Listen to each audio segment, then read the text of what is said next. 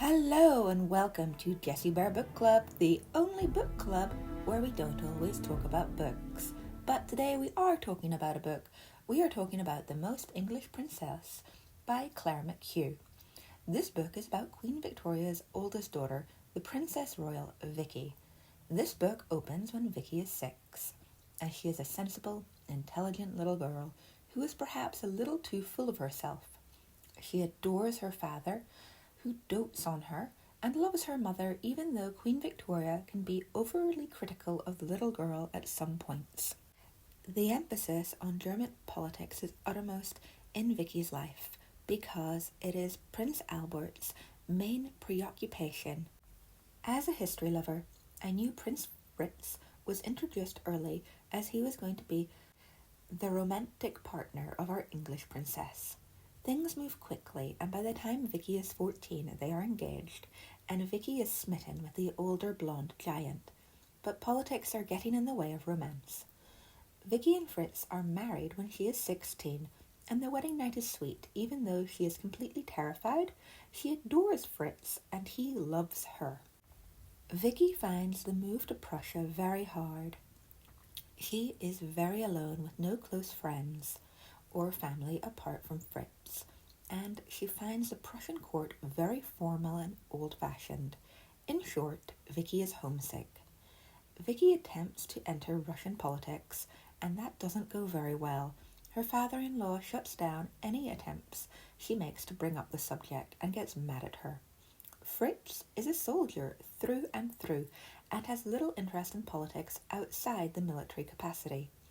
Vicki's lack of influence angers her mother and father, who want her to act like an ambassador, but they are hopelessly out of touch with the real situation in Prussia. Vicki gets pregnant very quickly after the move, but the pregnancy isn't easy, with her falling over a few times, and her labor is excruciating, with the baby in breech position. While moving the baby, the doctor accidentally dislocates his arm, and poor baby Willie has no movement in his right arm at all. Vicki can't stop worrying about it and blaming herself for his injury. Vicki is scared to tell people about it because she is worried people are going to judge her, and puts off telling her parents about poor Willie's arm for as long as she can. The Prussian doctors are performing all types of weird treatment to cure poor Willie's arm, including putting his arm inside a freshly killed hare. Vicki is still incredibly homesick, and there are visits back and forth to visit her parents, and her parents come to Prussia. Vicki finds it very hard to make friends in Prussia, and basically has no political influence at all, which continues to anger her parents. When Vicki's father Albert dies, she is devastated, but finding herself pregnant again, cannot travel for the funeral. Weirdly, Vicki's father's dying leads to her becoming a full grown-up and thinking freely for the first time. But on the other side of that coin, Vicki now has her father Albert on a pedestal for everything a prince should be. Then Prussia goes to war, and Vicki has 2 more children. Fritz wins a decisive victory in Denmark and then a later victory in Austria, and Vicki gets heavily involved in nursing. She also takes a step back from politics after forcing Fritz to make a pro-liberal speech that nearly gets him thrown out of the line of succession, which really scares Vicki. Then it's baby, baby, baby, though I do feel very sorry for Vicki when Ziggy dies. Her pain feels very real, and the fact that Fritz doesn't come home for Ziggy's funeral is heartbreaking. Now 30, Vicki is almost wishing for her father-in-law's death because she is so power-hungry. She now also fully embodies both her parents' worst qualities. Vicki drives her children far too hard academically, like Albert did, and nitpicks their looks the way Queen Victoria did. And she knows too. To some extent, she is doing it, but can't help herself. Her oldest son, Willie, suffers the most of her wrath due to his arm.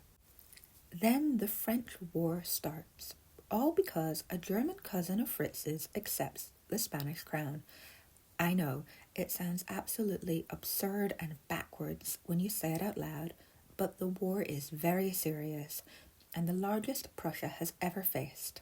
So far, the king, Fritz's father, has no real interest in this war at all, which makes it even more upsetting because this is all being forced forward by hateful politicians. And Vicki is powerless to stop it. Vicki continues to be very involved in nursing and loves it, but the war drags on and on. Even though France lost early, they will not surrender Paris, and it turns into a siege, and the city is eventually bombed. This is the first large-scale bombardment of a residential area, and it makes Prussia look really bad in Europe's eyes. Vicki feels looked down on by her English family for being part of this country that are committing war crimes. The war weirdly does have one upside, though. Prince Albert's dream of a united German state comes about, and Vicki's father-in-law becomes German emperor.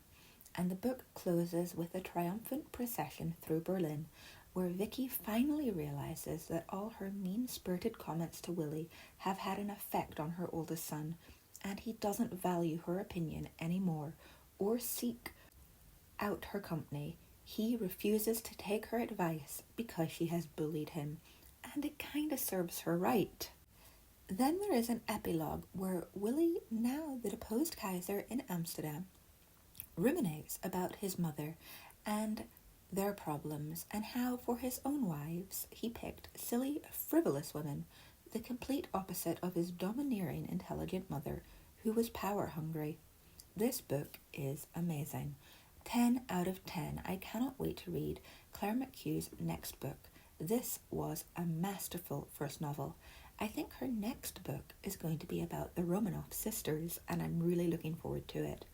I read this book straight after reading Victoria by Daisy Godwin, and I have to say this book is much better. I have another book I'm about to read about Victoria's daughter, Louise, and I think this might be a bit of a Victorian collection, and I might start a playlist on my channel about Victoria and her daughters if I can find more books on this subject, because I'm really enjoying it. If you enjoyed this video, give it a like and leave me a comment with who is your favorite of Victoria's children, or who's your favorite of Vicki's children.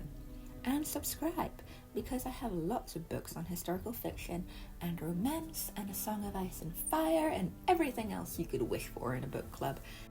Until next time, act like a very English princess. Bye!